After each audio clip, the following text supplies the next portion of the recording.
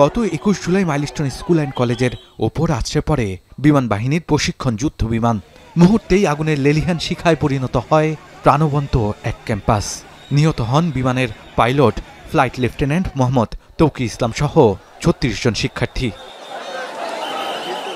ঘটনার পর সাবেক সচিব AKM জাফরুল্লাহ খানকে সভাপতি করে কারণ অনুসন্ধানে 9 সদস্যের কমিশন গঠন করে সরকার প্রায় 4 মাস তদন্ত শেষে বুধবার সকালে প্রধান উপদেষ্টার কাছে প্রতিবেদন জমা দেয় কমিশন।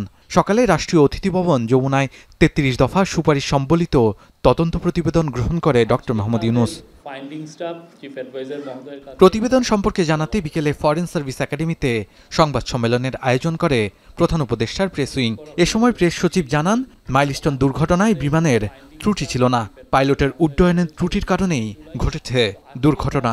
স্কুলের অবকাঠামো রাজুকের নিয়ম মেনে হয়নি, এতে হতাহতের সংখ্যা বেড়েছে। পাইলটের উড্ডয়নের ত্রুটির জন্য এই দুর্ঘটনা ঘটেছে। ট্রেনিংয়ের সময় উনি যখন ফ্লাই করছিলেন পরিস্থিতি তার আয়ত্তের বাইরে চলে যায়, এটা হচ্ছে কনক্লুশন। এই স্কুলটা রাজুকের যে BNBC, যেটা বাংলাদেশ ন্যাশনাল বিল্ডিং কোড, সেটার আওতায় রাজুক তার বিল্ডিংয়ের অ্যাপ্রুভাল দেয়। এইটা BNBCর আওতায় এই বিল্ডিংটার অ্যাপ্রুভাল হয়নি। এ ধরনের দুর্ঘটনা প্রতিরোধে এখন থেকে বিমান বাহিনীর সকল প্রশিক্ষণ ঢাকার বাইরে হবে বলেও জানান তিনি। এছাড়াও বিমানবন্দরের আশেপাশে ফায়ার স্টেশনগুলোতে ফায়ার ফাইটিং ফোম রাখা বাধ্যতামূলক করা হয়েছে। জননিরাপত্তার স্বার্থে এখন থেকে এয়ারফোর্সের সকল ইনিশিয়াল ট্রেনিং ঢাকার বাইরে পরিচালিত হবে। অন্যদিকে শাহজালাল আন্তর্জাতিক বিমানবন্দরের কার্গো ভিলেজে আগুনের ঘটনায় আগামী 15 দিনের মধ্যে তদন্ত প্রতিবেদন প্রকাশ করা হবে।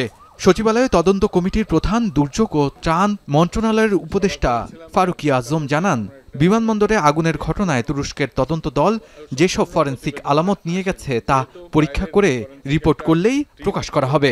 তুরস্ক থেকে একটা টিম এসেছিলেন, তারা পুরা ঢাকা বিমানবন্দরের ফায়ার ইনসিডেন্ট তারা তদন্ত করেছে। এরা ফরেনসিক টেস্টের জন্য এখান থেকে কিছু বিষয় নিয়ে গেছে তাদের ওখানে। এইগুলি তদন্ত করে তারা পূর্ণাঙ্গ রিপোর্টটা এখনো পর্যন্ত আমাদের কাছে এখানে আসেনি।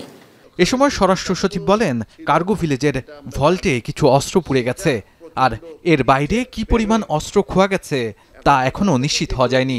নভেম্বরের 15 তারিখের মধ্যেই পূর্ণাঙ্গ তদন্ত প্রতিবেদন পাওয়া যাবে বলে আশা প্রকাশ করেন তিনি। শাহাদাত অফরো, এখন, ঢাকা। শিয়া বাটার ও ভিটামিন ই সমৃদ্ধ লিলি বিউটি সোপ, তারুণ্যময় উজ্জ্বল ত্বকের জন্য। রিমার্ক